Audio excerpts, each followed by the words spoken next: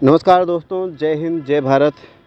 दोस्तों, आज की ये जो वीडियो है ये कोली समाज के एक डाकू जिसे जोवन पगी बोलते हैं उनके इतिहास से संबंधित है। जोवन पगी मूलतः डाकू नहीं थे, लेकिन जो राजा महाराजा अन्य समाज के थे उन लोगों ने उन्हें मजबूर कर दिया डाकू बनने पर। तो आज हम उनके बारे में जानेंगे। डाकू जोवन पगी का जन्म गुजरात के बड़ताल गांव में चुवालिया कोली ठाकुर परिवार में हुआ था। जोवन के पिताजी बड़ताल गांव में एक किसान थे और खेतीबाड़ी करके घर चलाते थे।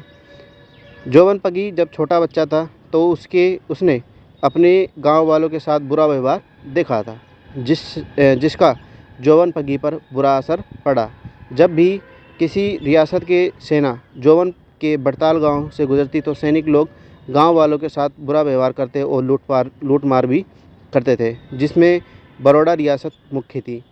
जिसकी वजह से जोवन पगी ने राजाओं के अमीर चमचे और राजाओं से बदला लेने के लिए डाकू बनने की ठानी। तो दोस्तों, यहाँ पर इस बात को ध्यान रखना कि जो जोवन पगी है वो अपने गांव में कोलियों के साथ होने वाले बुरे बर्ताव से, यानी जो अन्य रियासत के जो राजा थे उनके द्वारा जो कोलियों के साथ बुरा बर्ताव किया गया, उसके कारण से ये डाकू बने थे।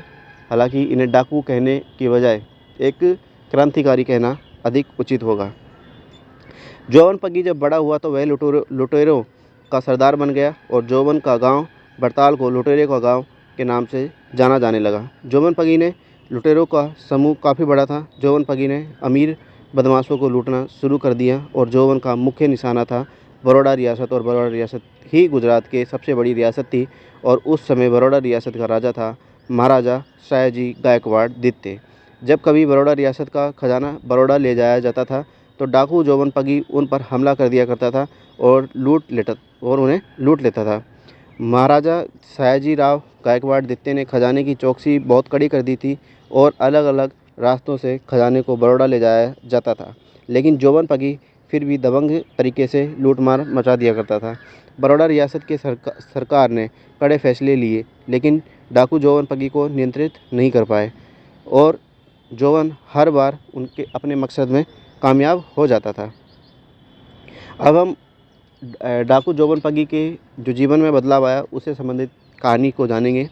जोवन पगी लूट मार में मस्त था। इसी दौरान बड़ताल गांव के नज़दीक गांव ढबन में गुरु स्वामी नारायण आए थे और उनका स्वागत काठी जाति के लोगों ने किया था। स्वामी नारायण जी का साथ मनकी नाम का तेज तर्रार घोड़ा था जो काठियों के घोड़ों के साथ बांध दिया। ये खबर डाकू जोवन पगी तक पहुंची और जोवन ने सोचा कि यही मौका है अच्छा घोड़ा पाने का, और जोवन की निगाहें स्वामी नारायण के घोड़े मनकी पर थी।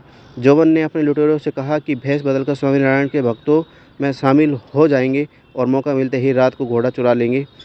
डाकू जोवन पगी ने 3 रात तक मनकी को चुराने की कोशिश की, लेकिन वह मनकी तो छोड़ो कैसा भी घोड़ा नहीं चुरा पाया। जब भी जोवन पगी घोड़ा चुराने जाता तो जोवन को वहम होता कि सभी घोड़ों के साथ स्वामी नारायण हैं।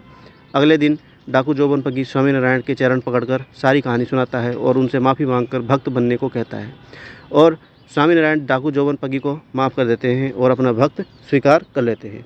तभी ये खबर महाराजा सयाजी राव गायकवाड़ द्वितीय तक पहुंचती है और जोवन को गिरफ्तार करने का फरमान जारी कर देते हैं, लेकिन स्वामी नारायण के भक्त डाकू जोवन पगी को गिरफ्तार नहीं करने देते और विनती करते हैं कि जोवन पगी अब बदल चुका है, उसे गिरफ्तार न करें। लेकिन सयाजीराव गायकवाड़ द्वितीय को विश्वास नहीं होता है, क्योंकि डाकू जोवन पगी ने कई बार उनके खजाना को लूटा था। लेकिन दोबारा स्वामी नारायण खुद महाराजा सयाजीराव गायकवाड़ द्वितीय से विनती करके कहते हैं कि जोवन अब बदल चुका है, तो महाराजा सयाजीराव गायकवाड़ द्वितीय मान जाते हैं, क्योंकि गायकवाड़ द्वितीय स्वामी नारायण के भक्त थे।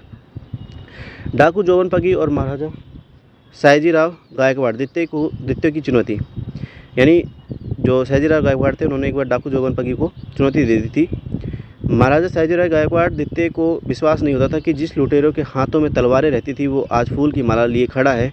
महाराज सयाजीराव गायकवाड़ द्वितीय डाकू जोवन पगी को अपना घोड़ा चुराने की चुनौती दे देता है और कहता है कि मेरा शाही घोड़ा किसी भी अनजान व्यक्ति के आसपास नहीं आने देता, यहाँ तक कि मेरा शाही घोड़ा अनजान व्यक्ति की जान भी ले लेता है।